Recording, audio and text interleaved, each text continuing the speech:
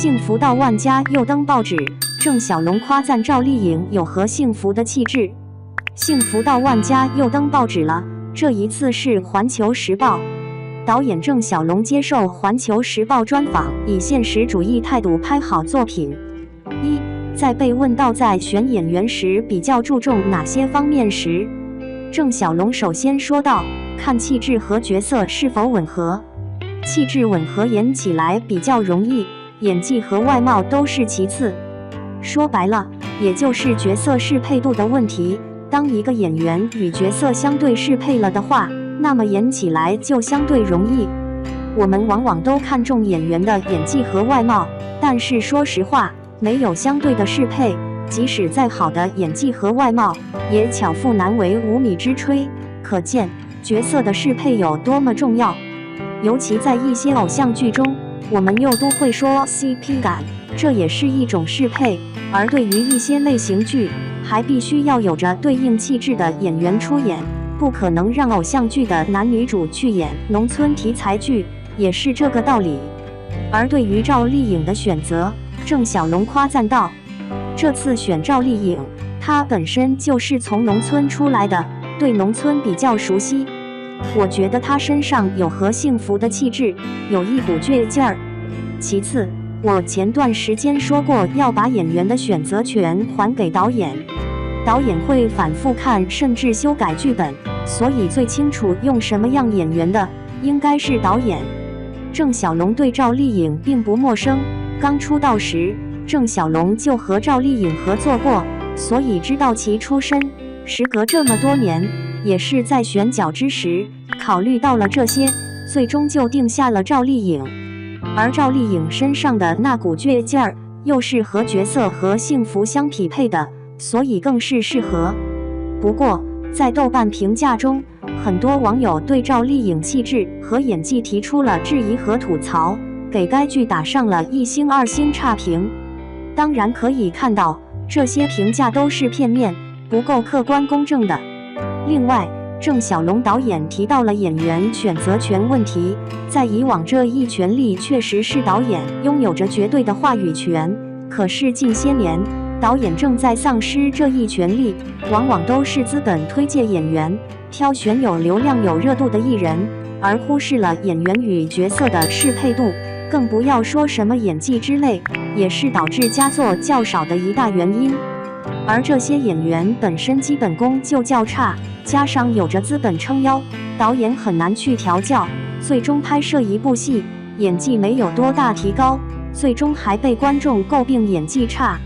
选用什么样的演员，什么样的演员符合角色，符合剧本故事，导演是最为清楚的。优秀的导演还有着自己的一套方法去调教演员，对于演员来说还能够获得进步。可是如今很多导演的权限很小，最终就是粗制滥造的作品越来越多。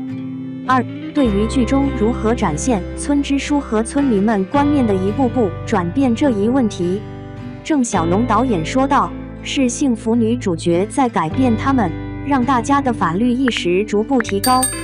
在最新的剧情中，何幸福不仅帮助方圆律所打入村民内部，获得乡亲们的信任，还可以在各位律师旁边补充解释如何准备证据材料，让村民更加容易理解，这无疑又是一大进步。随后又是拉到了一个大单子，何幸福不仅做了前台，更是获得了一笔9万元的奖励。可以看到，何幸福不仅自己在改变，也在影响着所有人。从讨说法到给说法，法律意识的普及是肉眼可见的。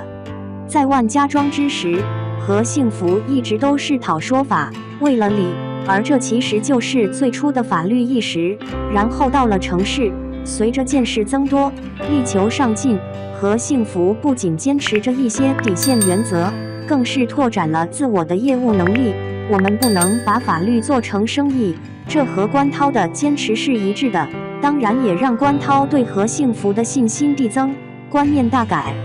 另外就是何幸运，起初还是有着自己的底线和原则的，但是随着残酷的现实，让他低下了头，走上了和关涛完全相反之路，这是现实压力使然。但是也是其骨子里不够坚定所致，并没有像姐姐那样抗住压力，将人性自私的东西放大暴露了出来。好在最终事实教育了他，让他重回了正道。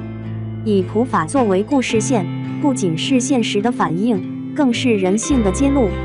农村的发展不仅仅是我们看得见的经济发展，还有思想文化方面的发展，而法律意识无疑就是重要的一方面。其实早在张艺谋的电影《秋菊打官司》上映之际，就掀起了一波农村的理与法的探讨，当时还处于萌芽阶段，而如今时隔30年，整个农村的法律意识已经有了明显提高。而幸福到万家的故事发生在10几年前，还处于中等水平，尤其在一些偏远落后地区更是淡薄。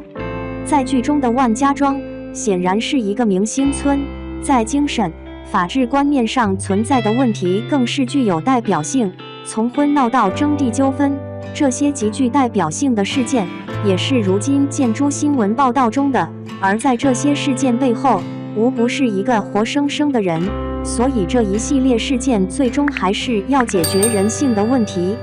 幸福到万家不同于以往的现实主义题材作品，因为对准的是乡村，有着特殊性，一方面让大众真正了解到当下乡村的发展，另一方面也让大众看到城乡差距正在缩小，人性的问题是不分城乡的。